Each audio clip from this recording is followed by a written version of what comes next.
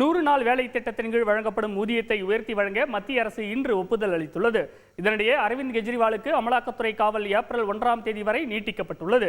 தேசிய அரசியலில் இன்றைய முக்கியத்துவம் பெற்ற நிகழ்வுகளை விவரிக்கிறார் செய்தியாளர் ரமேஷ்குமார்.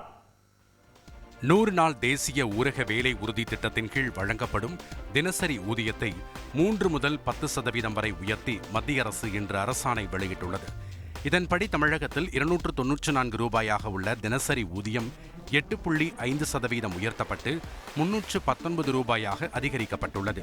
உத்தரப்பிரதேசம், உத்தரகாண்ட் மாநிலங்களில் 100 நாள் வேலை திட்ட பயனாளிகளுக்கு வெறும் 7 ரூபாய் மட்டுமே ஊதியம் உயர்த்தியிருப்பதாக விமர்சித்துள்ள ராகுல் காந்தி, இந்தியா கூட்டணி ஆட்சிக்கு வந்த பின் தினசரி ஊதியம் 400 ரூபாயாக அதிகரிக்கப்படும் என உறுதியளித்துள்ளார்.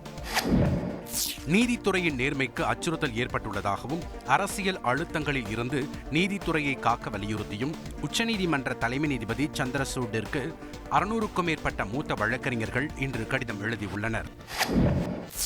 மதுபான கொள்கை ஊழல் வழக்கில் அமலாக்கத்துறையால் கைது செய்யப்பட்ட அரவிந்த் கெஜ்ரிவாலை முதல்வர் பதவியில் இருந்து நீக்கக் கோரிய மனுவை டெல்லி உயர்நீதிமன்றம் இன்று தள்ளுபடி செய்தது. தொடர்ந்து ஜாமீன் மனு மீது தானே வாதாடிய அரவிந்த் கெஜ்ரிவால் இந்த வழக்கில் தன்னை சிக்க வைத்து ஆம் ஆத்மி கட்சியை அழிப்பதே அமலாக்கத்துறையின் நோக்கம் என குற்றம் சாட்டினார். ஆதாரங்களின் அடிப்படையிலேயே கெஜ்ரிவால் கைது செய்யப்பட்டதாகவும் அவருக்கு மேலும் 7 நாட்கள் காவலை நீட்டிக்க வேண்டும் என்றும் அமலாக்கத்துறை வாதிட்டது. செய்தியாளர் ரமேஷ்குமார் வழங்கும் கூடுதல் தகவல்.